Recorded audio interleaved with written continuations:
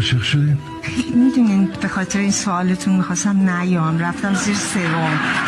اصلا نریم سمتش؟ چرا؟ بریم سمتش. باز من بعد یه قصه تعریف کنم براتون. یه روز یه مار عاشق میشه، بعد همطوری تو فکر بوده و خیلی دیدین که آه میکشن، همینطوری آهای عمیق میکشن و دوستاش میان بهش میگن تو چه خیلی تغییر کردین. خلاص یکی از دوستا که صمیمی بوده ازش میپرسه، میگه من عاشق شدم. میگه که خب چقدر خوب، این که خیلی اتفاق خوبیه، خوشتیپه، خوبه. میگه خیلی خوشخط و خال، قد بلند دراز. بعد مار دوستش بهش میگه که خب بالاخره میدونه تو عاشقشی. گفتش نه من اصلا جلو نمیرم، اصلا روم نمیشه جلو برم. میگه خب بالاخره که چی باید بهش بگی. این باز فکر میکنه و هی میره از دور عشقشو نگاه میکنه و بعد باز نمیتونه بره جلو.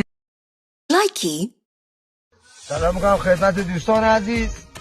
بچه ها این کی فضا مجازی پر شده، هندونه پر آب، کشت پر آب، نه به هرز تباس اینا کن.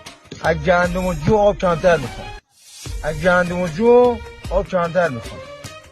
اصلا این آب احتیاج نداره، این 20 رو کلن آب میخوادیم. اومدم 20 رو کلن آب بخواد. لایکی. بابا یه چالش برات آوردم، هر چی من میگم تکرار کن. افسر ارشد ارتش اتریش. افسر ارشد ارتش ارتش. 6 سیخ جگر، سیخی 6000. 6 سیخ جگر، سیخ 6000. آفرین. کد پستی، پشت پستچی. کد پستی، پشت کسچی. 3 شیشه شیر، 3 کیسه سیر. 3 شیشه شیر، 3 شیشه کیر.